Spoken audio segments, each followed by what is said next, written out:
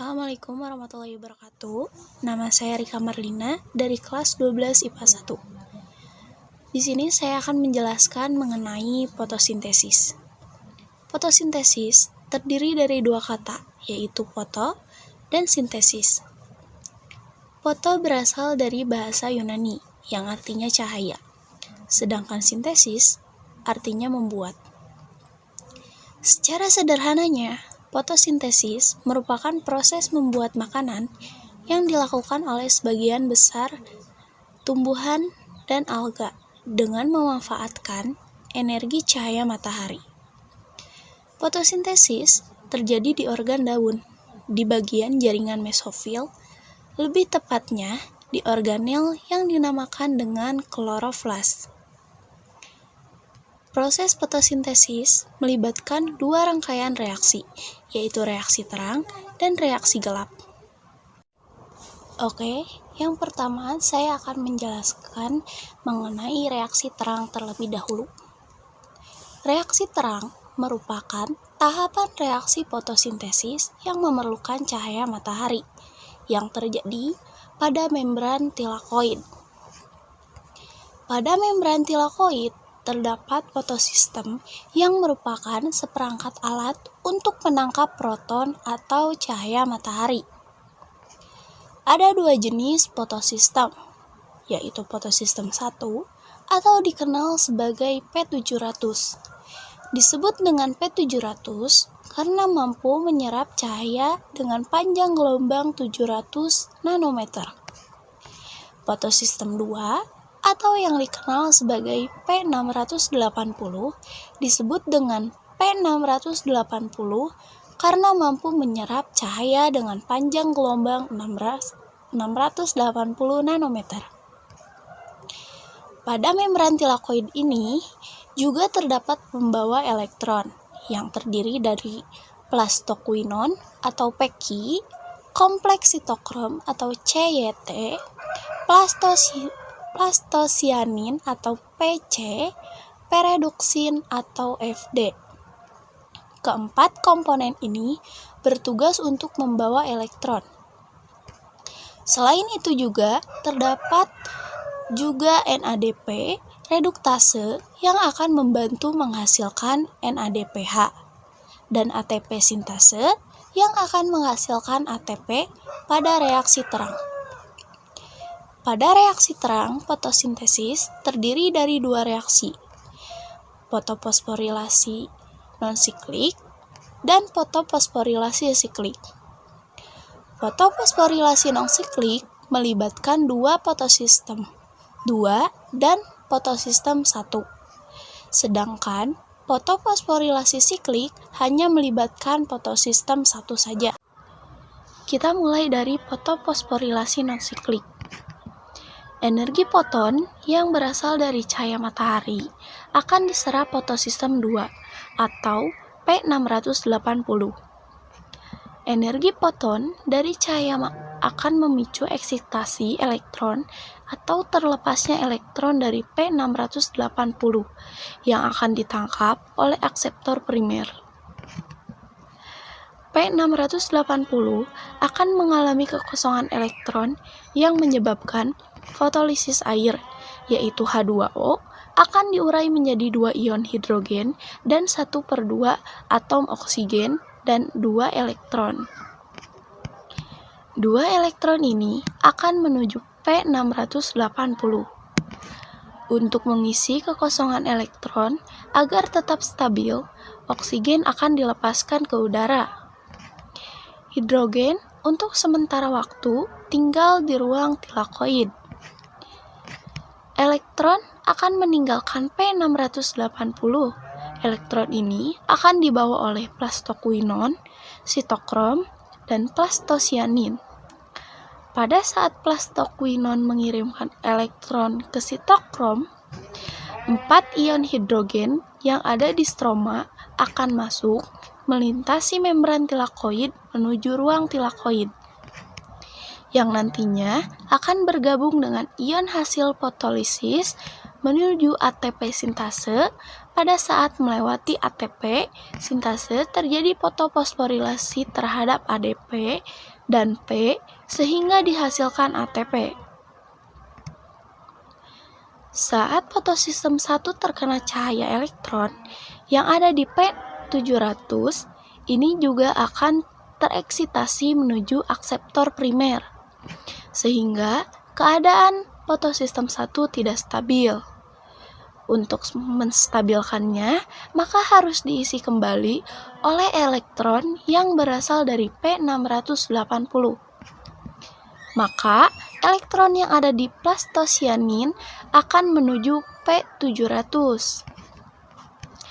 Elektron dari P700 akan menuju perodoksin untuk ditransfer ke NADP reduktase bersama elektron dengan NADP+ dan ion H+ menjalani suatu reaksi NADPH. Hasil non-siklik ATP dan NADPH. Keduanya akan digunakan dalam tahapan reaksi gelap selanjutnya. Selanjutnya, fotofosforilasi siklik. Fotofosforilasi siklik, fotosistem yang berperan pada jalur siklik ini hanya fotosistem 1 atau P700. Reaksi pada fotofosforilasi siklik ini diawali ketika energi foton dari cahaya matahari ini ditangkap oleh P700 dan mengakibatkan eksitasi elektron. Elektron yang tereksitasi kemudian akan ditangkap oleh akseptor primer. Nantinya akan dikembalikan lagi ke P700 melalui transfer elektron perodoksin, sitokrom, dan plastosianin.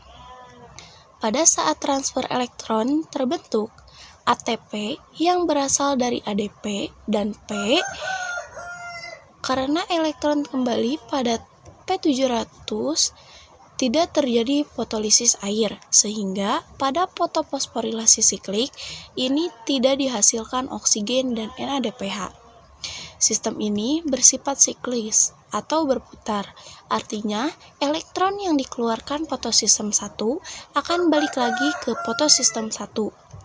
Hasil dari fotofosforilasi siklik adalah energi yang berupa ATP. Oke, selanjutnya kami akan membahas mengenai reaksi gelap. Reaksi gelap disebut juga sebagai siklus Kelvin. Alasan mengapa disebut dengan reaksi gelap? Karena pada prosesnya tidak membutuhkan cahaya matahari secara langsung. Sedangkan penamaan siklus Kelvin dikarenakan penemunya adalah Melvin Elliot Kelvin, dan reaksi-reaksi yang berlangsung berjalan berputar-putar seperti siklus. Reaksi gelap pada proses fotosintesis terjadi setelah adanya reaksi terang yang menghasilkan ATP dan NADPH.